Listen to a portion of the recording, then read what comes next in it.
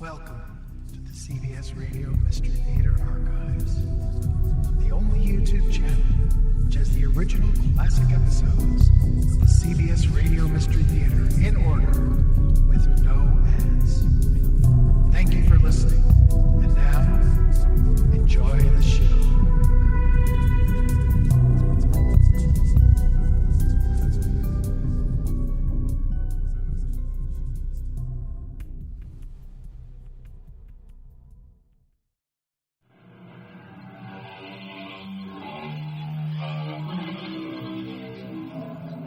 Come in. Welcome. I'm E.G. Marshall. Something for nothing has been the quest of the light-fingered, the swindlers, those too lazy to work honestly, and the men whose story you're about to hear. It has been said there is a thief in every one of us, but somehow most of us manage to keep him locked up. But sometimes temptation gets the upper hand. Phil, what are you doing? I'm pulling back the safety catch of this pistol. Then I'm going to fire it at you. And then wipe away my fingerprints and place the gun in your right hand. But why? Why? What did I do? I can't trust you anymore, partner. Therefore, our partnership is hereby dissolved.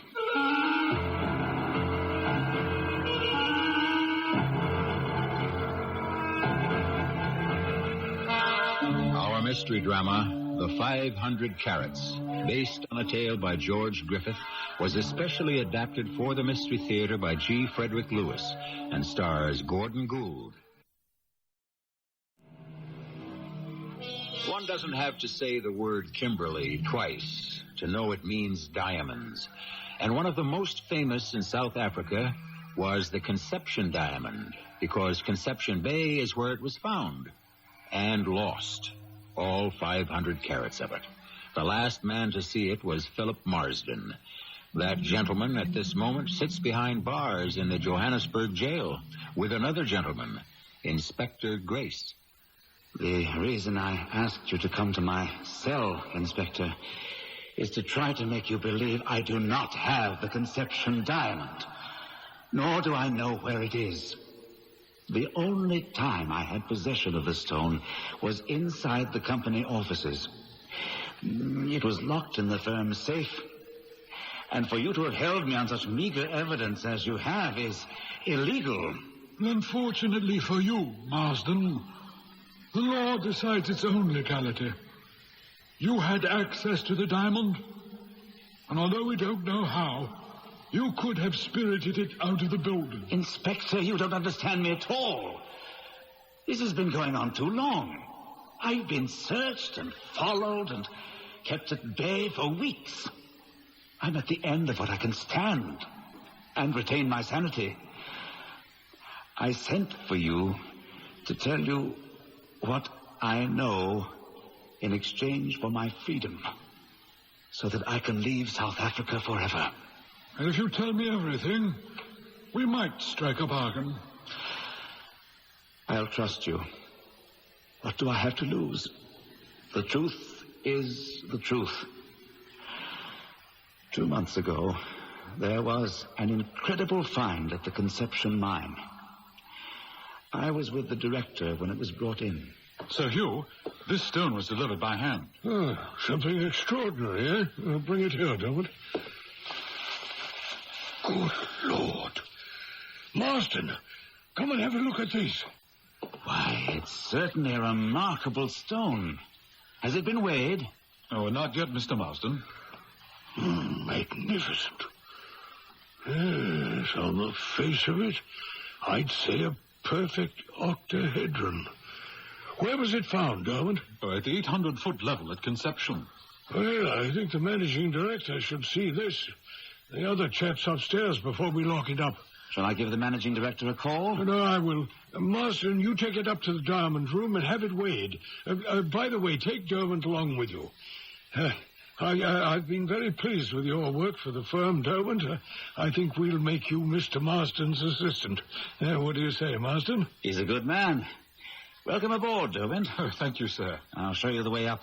Give me a buzz when you get the exact weight, will you? I'll call insurance and come up for another look. When we get to the top of these circular metal stairs... It's like climbing up a lighthouse. I've never been up here before. Turn right, and there'll be a door with a safety grill. Press the button. And we wait for someone to open the Judas window. Oh, the what? That little closed window in the door. That's what they call it. Hello. Oh, it's you, Marsden. Come in. And Derwent. And something else, which should knock your eye out. Gentlemen, gather round the scales, and we'll weigh the stone. 400, 420, 450, 500, a little more, 505. 505 carats. That's the largest since the Junker in the Jubilee. Wait till I tell the old man. Get me Sir Hugh, will you? Marsden, I've been waiting for your call. Sir Hugh, 505 carats. Lock it up. I'll call Cape Town and tell them we're sending it down. I say, Marsden, was the managing director pleased? Well, he didn't get up here, sir. Oh, I'll have the safe unlocked and show it to him later.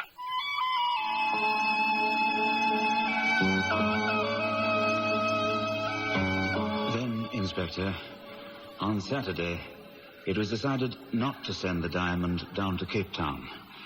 I'd had word there was some sort of strike going on and warned the managing director we'd better hold on to the stone for the present.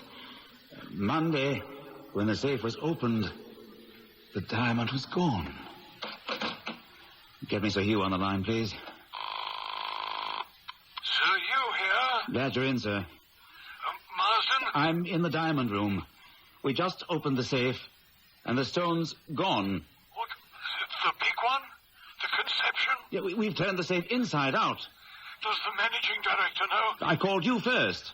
Well, I'll find him and bring him up with me. If he hasn't already left the country, I'll put in a call for Inspector Grace. Sir Hugh's calling Inspector Grace. Grace? I thought he'd retired. It was only you and I and the managing director here on Saturday. Let's try to reconstruct what we remember so we have all the facts straight for him. Well, we ought to tell him who else saw the stone. Sir Hugh on Wednesday and Thursday. Now, that's the day he brought the managing director with him. It was after 6 when I closed the safe. Well, Sir Hugh brought his sister on Friday, or was it Thursday? I wasn't here then.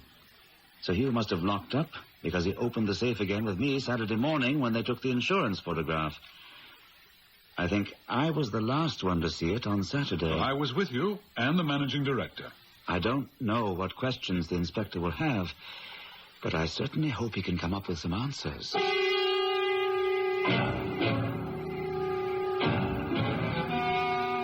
Gentlemen, this is Inspector Grace. I've persuaded him as a personal favor to delay his retirement from the police force. The Bureau. The police bureau to take up this case. He has a few questions for you. Thank you. Sir Hugh, is there anyone in this room who should be excluded from suspicion? Anyone? Including myself? Why not? Inspector, I was actually the last one to see that diamond on Saturday. I placed it in its leather bag in the presence of the managing director and Mr. Derwent here. Just the three of you? No one else was in this room. Sir Hugh, where is the managing director? I called his house. His wife said he was out hunting. I'll have the Bureau examine the safe. But to the casual eye, I'd say it hasn't been tampered with. Well, it couldn't have been unlocked after it was closed on Saturday. I thought Mr. Marsden had a key. I do, but I can't use my key to open the safe unless Sir Hugh or the managing director are here. They each have a master key, without which the day key, which I have, is of no use.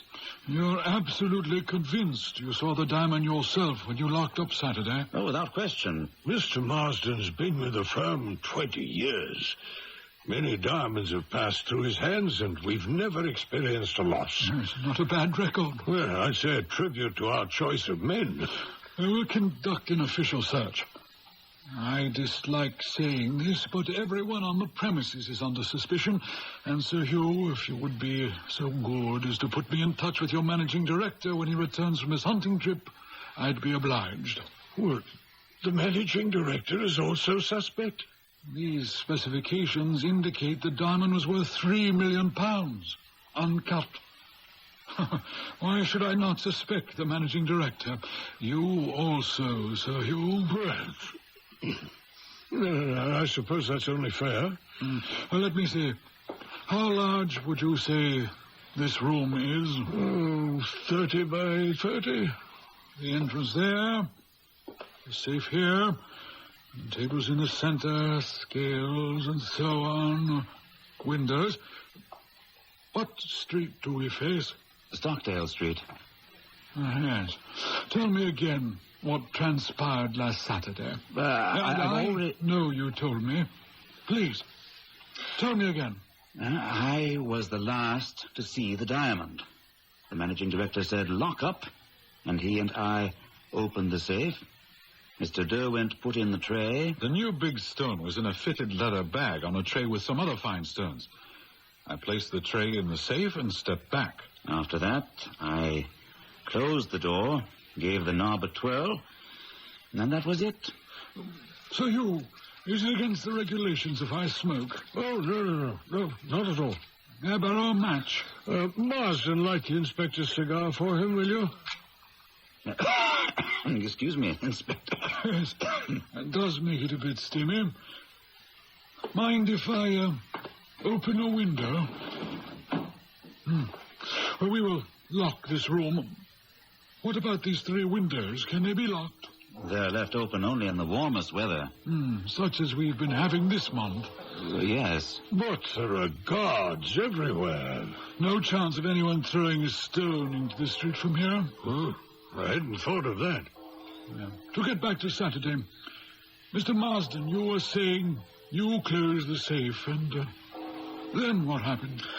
I went down to Sir Hugh's office and we talked. What did we talk about? Oh, well, not being able to get together for a hunt on Sunday. We postponed it a week. That's right. And then? Well, then I went home. So did I. Were you searched as you left the building? Oh, of course. Our security, you know.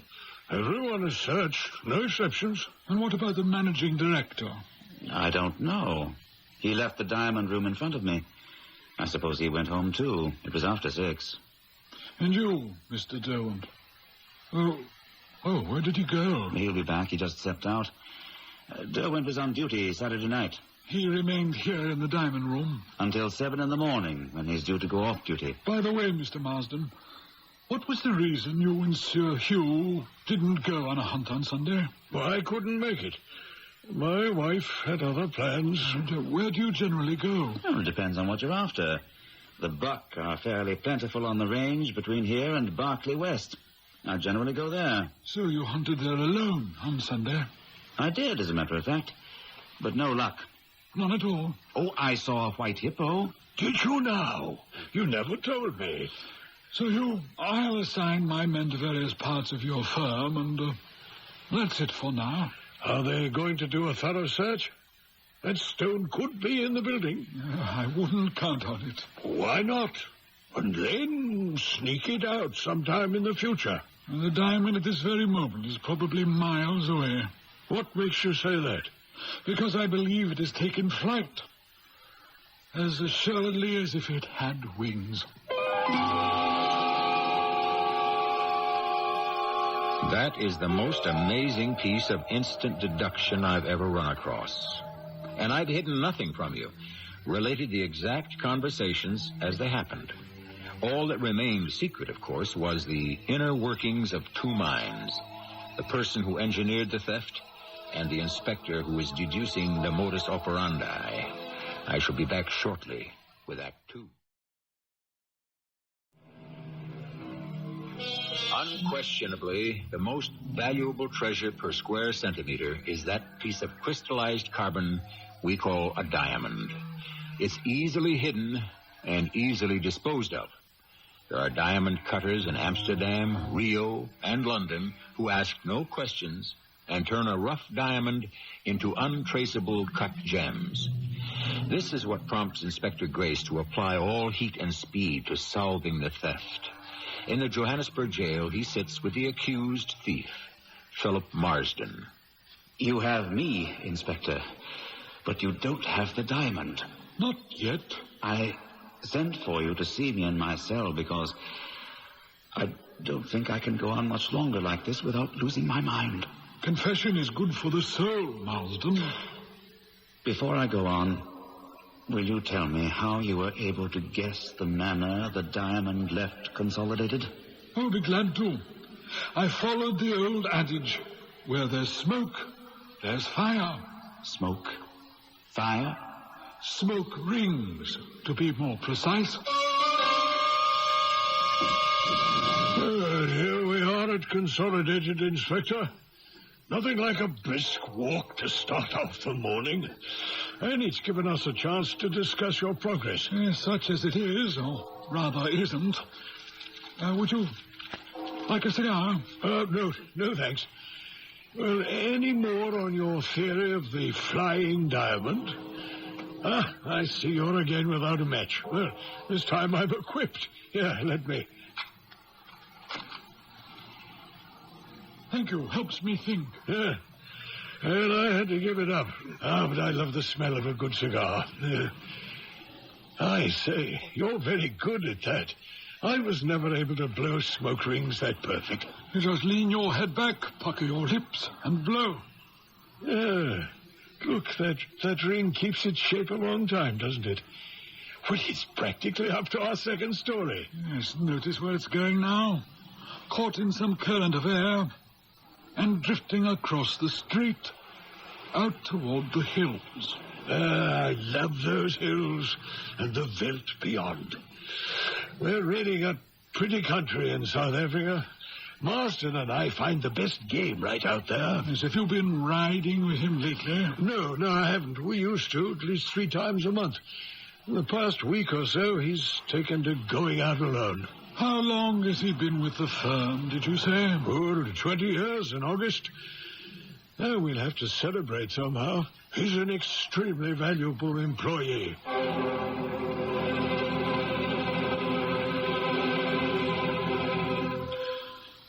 Marsden, when I saw that smoke ring blowing in the direction of the hills and thought back to the day I stood by the window in the diamond room smoking, that smoke ring did exactly the same thing.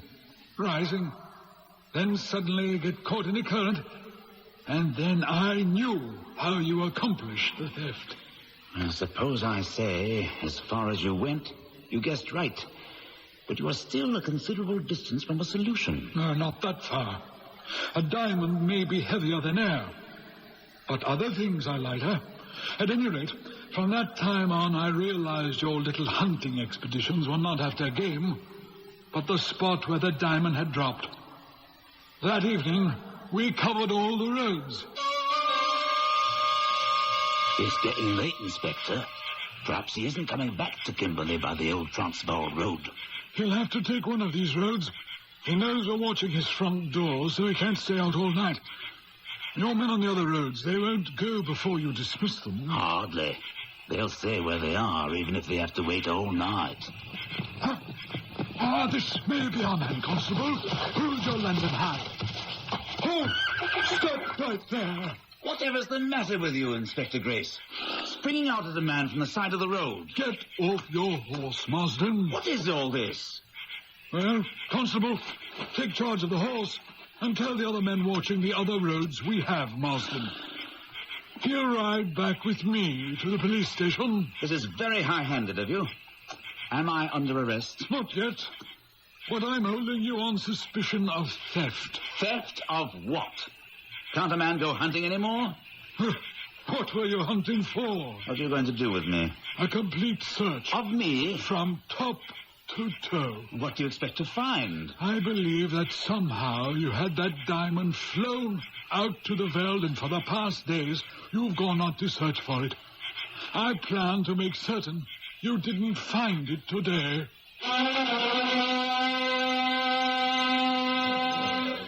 Gentlemen, I've asked all the senior staff to join me here today. That is all but the managing director, who I understand has a touch of the flu. He's asked that we meet this morning, for he has something to tell us. Inspector Grace. Last night we detained Mr. Philip Marsden of your staff and had him searched. We suspected he knew the whereabouts of the Conception diamond and had gone out beyond the hills to recover it. But I was mistaken. Therefore, at Mr. Marsden's request, I am making public my apology. Oh, very sporting of you, Inspector. Marsden, I had no hand whatever in this matter, having left to the inspector all responsibility. So far as I am concerned, and I speak for the managing director and the board of governors, we never thought you were in any way culpable.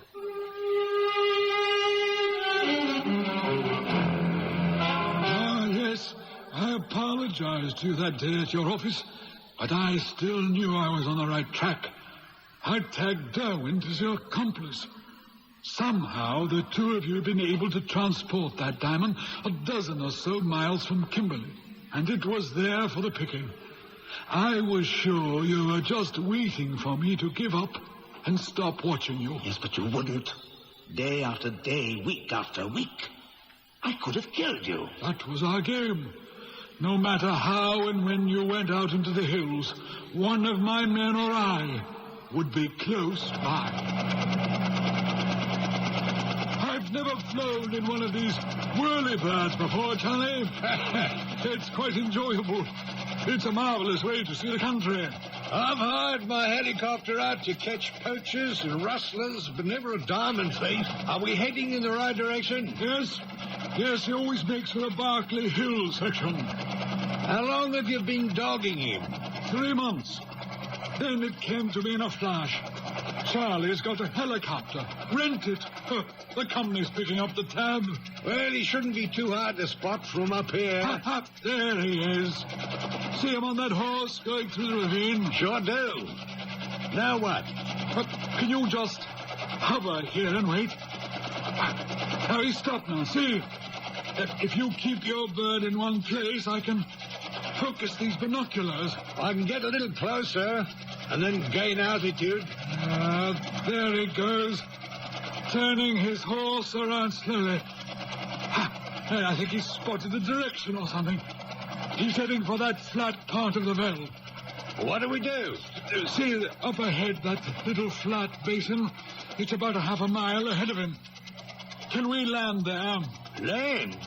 But he's bound to see it. I want him to, if he hasn't already. How do you expect him to dig up that diamond if he knows he's being watched? He won't. That's the whole idea. And the next time he goes out, we'll be ready for him and take off and go through the same motions. Man, you're a pretty patient guy. Yes, I am. You're going to drive him crazy. Exactly what I have in mind. Let's land. Climb in, Inspector. Hi, Charlie. Same man, same place today? Same place, Charlie, but a different man. Marsden's got a sidekick. He had to pull this off. Name's Derwent. Today it seems to be his turn.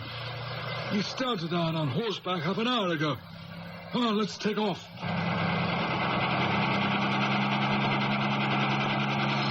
Marsden has black hair, remember?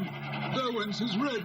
Well, on a hot day like this, no one's going to be out on the veldt without a hat. Charlie, you're familiar with police procedure? Pretty much. Yeah, I've been in a lot of cases. Good. I'm deputizing you as an officer. I think Derwent may be a lot more nervy than Marsden. Is Marsden running scared? Close to it. His boss says he's very jittery, and I think that's why his pal is taking over. Let's head for that same place we landed last time and walk back to Mr. Derwent. You're sure that's him? He just took off his hat to fan himself, and that's all identification I need. You're right. That is some red hair.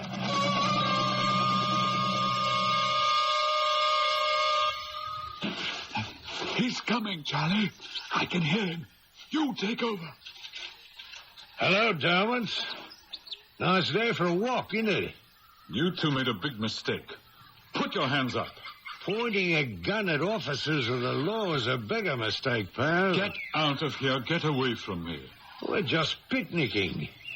What are you so excited about? Get going. You heard me. Be sensible. Throw the gun on the ground. You're on my land. I have every right to defend it. Now you get out of here. Do you hear that, Inspector? It's his land. You wouldn't happen to have a deed on you, would you? I didn't know it was your land. I just bought it. You can see the stake marks.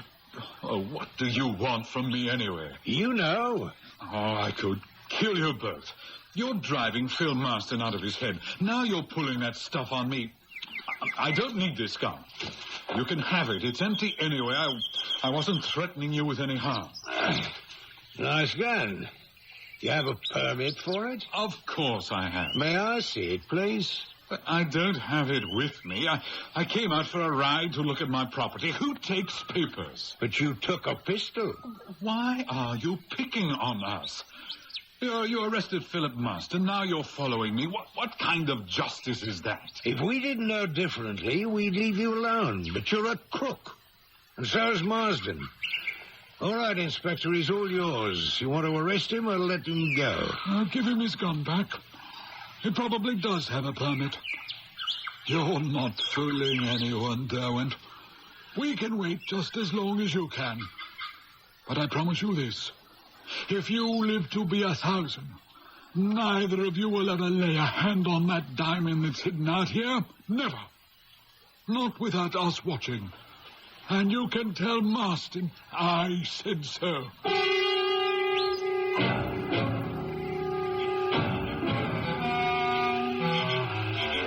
Derwent?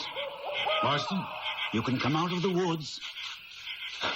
I've been out there for hours. There's been a policeman outside my house until just now, midnight. Every single day. I'm not that happy about meeting in a cemetery at night. We're being followed and checked up on all the time. I left you the note to meet me here because we have to change our plans. Going out and looking is no good. We can't cover the area, and they won't let us alone. But they've got no proof. They don't need it. Someone else is bound to find it, Phil. It must still be tied to that red balloon. It's red. It's visible. We have got to keep trying. There's no other way. Anyway, how are we going to change our plans? I don't know. Derwent, I'm beat. I'm at the end of my rope. I can't live with this anymore. I'm going to tell the inspector how we did it. You're telling him nothing. What are you pointing that gun at me for? It's not loaded, Phil. But this is to warn you, it will be. You'd kill me for that. Money? You're done right. Then don't kill me. The one we have to get out of the way is the inspector. If he's not around, we can move. Kill a police inspector? Oh, you're a lot crazier than I thought. Examine the motives of those who have sinned against society and those assigned to bring them to justice.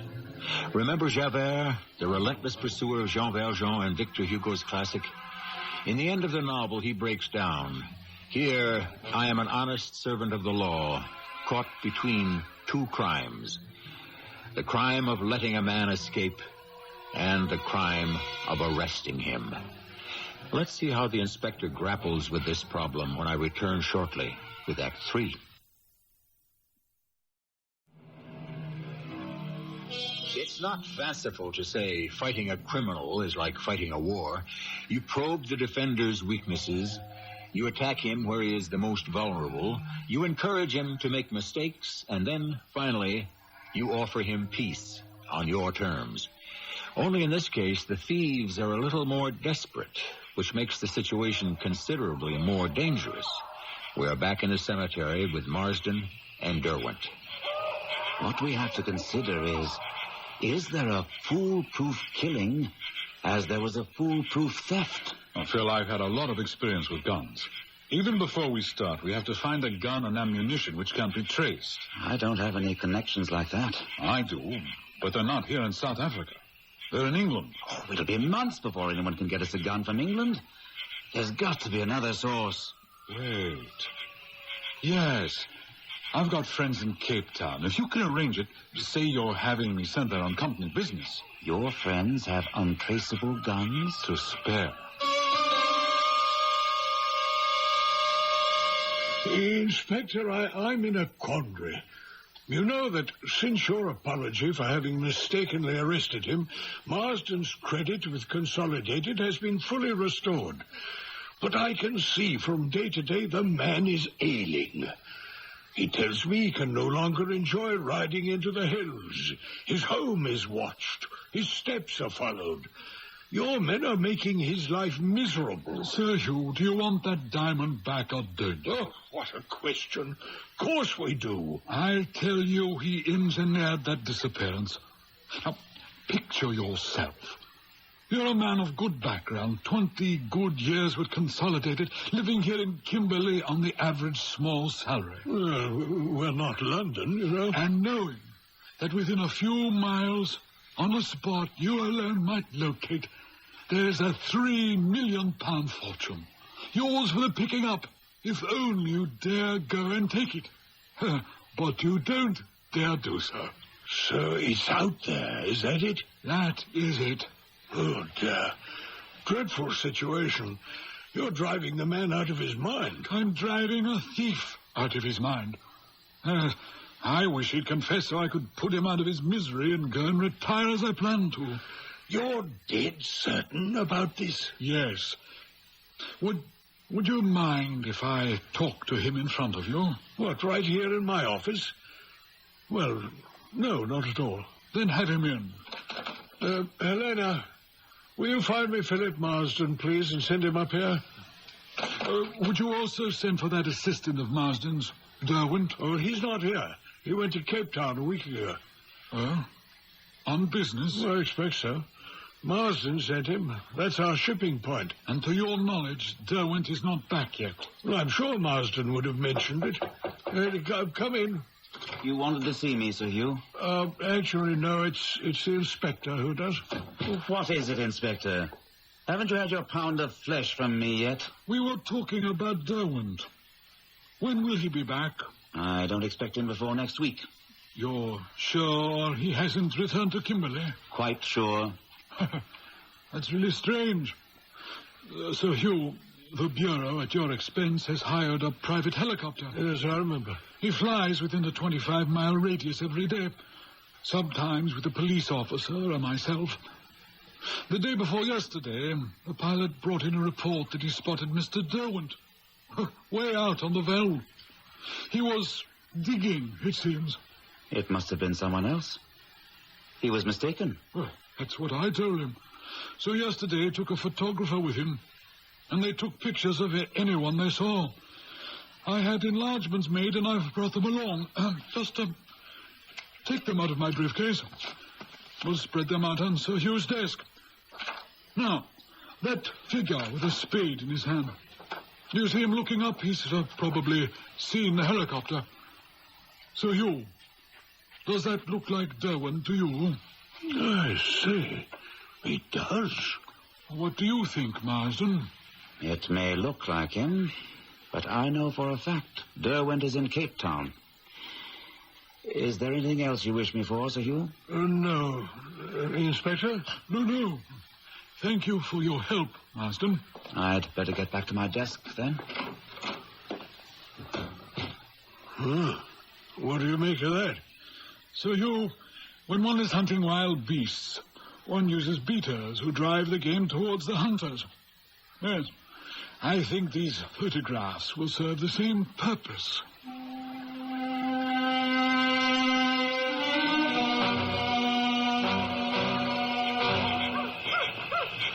Who's there? Hello, Derwent. Did you get back from Cape Town sooner than you thought? I did. Matter of fact, I did. And you're just Spending time out here during the day, observing the wonders of nature. Actually... And tonight you're here to cool off, because it is so hot in Kimberley. Well, it is. Yes, you read my mind. I do read it, with a great deal of interest. You've been back 3 days. Don't lie to me. You've been seen and photographed. I know what you're thinking, but it isn't so. What am I thinking? You think I've been coming out here to find the diamond. I wouldn't mind if you did. We're partners. How did you make out with the revolver you were going to get from friends in Cape Town? Oh, yes, I got one. Completely untraceable, and ammunition for it, everything. I'm glad. I had an idea you might have got back, so this evening I went to your house to welcome you. I found the gun. Loaded. Is this it? Yes, that's it. Phil, what are you doing? I'm pulling back the safety catch. And then I'm going to fire it at you. And then rub away my fingerprints and place the gun in your right hand. But why? Why? What did I do? I can't trust you anymore, partner. You've left me no alternative. So the partnership is hereby dissolved.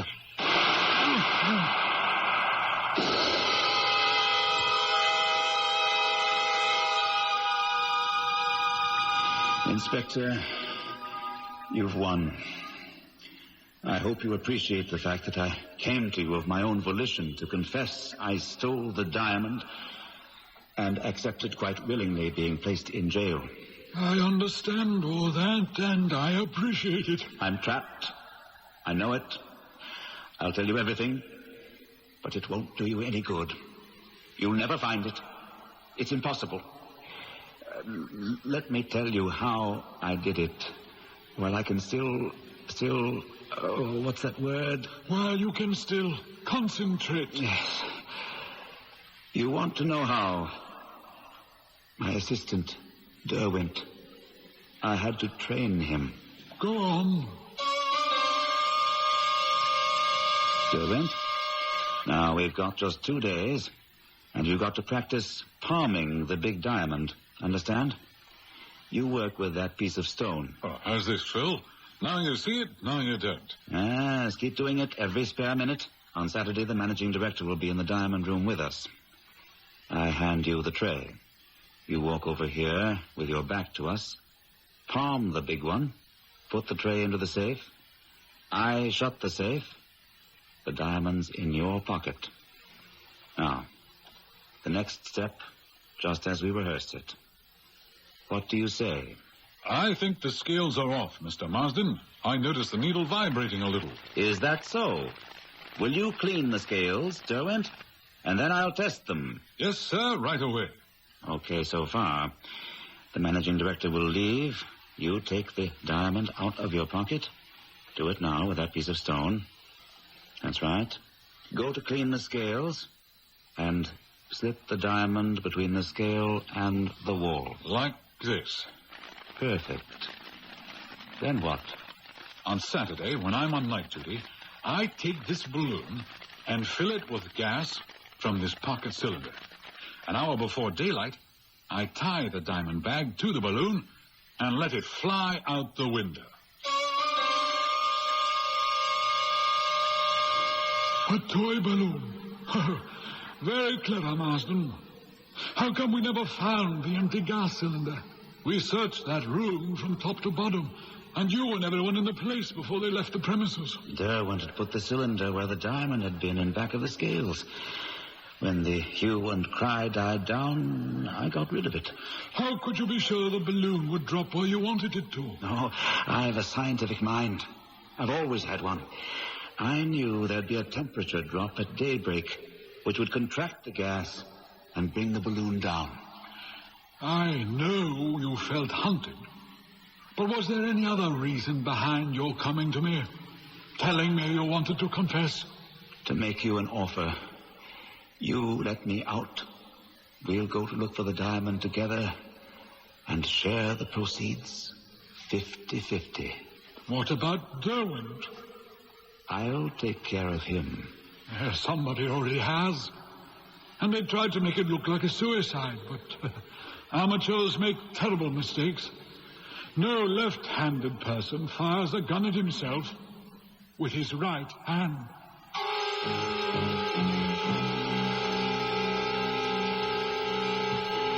I'm surprised.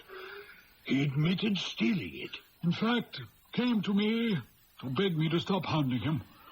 So, after Derwent was shot... What? Yes, we found his body out there. A staged suicide. Staged? Murder.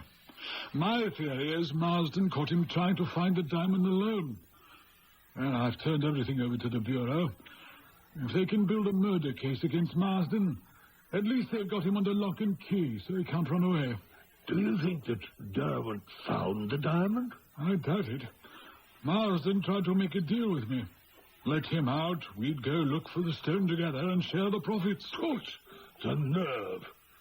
So, no diamond, eh? No, when I rolled Derwent over, I found a busted toy balloon. A toy balloon? Why do you suppose a man would take a thing like that with him?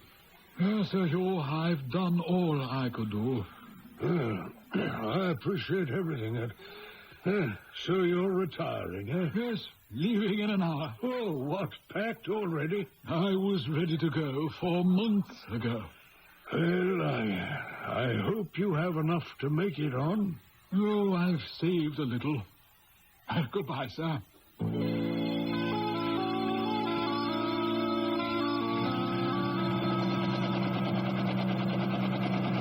Inspector, I never thought my flying the helicopter for you would be so personally rewarding. £500 is more than I ever got for a charter flight. Well, Charlie, there comes a time in a man's life when he can see the end of the rainbow. When do you figure we'll get there? Oh, I'd say about 10 hours flying time. Good. You saved me a great many hours of traveling this way, and whatever I paid you, it's well worth it. How did you happen to pick Holland as a country to retire in? Oh, I don't know. It's quiet, it just suits me. Of all the places in the world to end up in, I'd say Holland was the least exciting. Not really. I mean, what has Amsterdam got besides tulips and windmills? Diamond cutters, Charlie. Diamond cutters.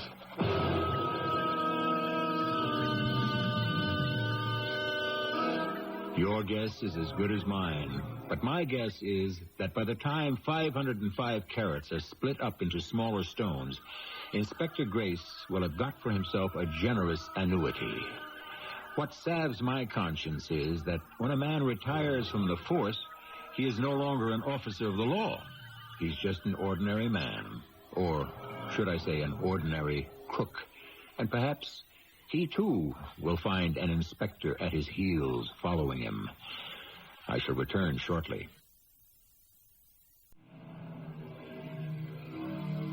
For that last word the Mystery Theater allows me, I sometimes place myself in the shoes of one of the story's characters. Say, Inspector Grace. Without batting an eye, he presents 505 carats to a diamond cutter in Amsterdam. There is payment, and the nest egg hatches into a chunk of money. Would I have the nerve? Could I comfort myself with George Bernard Shaw's opinion, the faults of the thief are the qualities of the financier? I don't know. I haven't tried it yet. Our cast included Gordon Gould, Lloyd Battista, and Court Benson. The entire production was under the direction of Hyman Brown. I hope you enjoyed this episode of CBS Radio Mystery Theater. If you've enjoyed this and want to hear more, please subscribe to this channel. You can also visit my other YouTube channel by searching Mr. Brian McCarthy in the YouTube search bar. Until then, thanks for listening.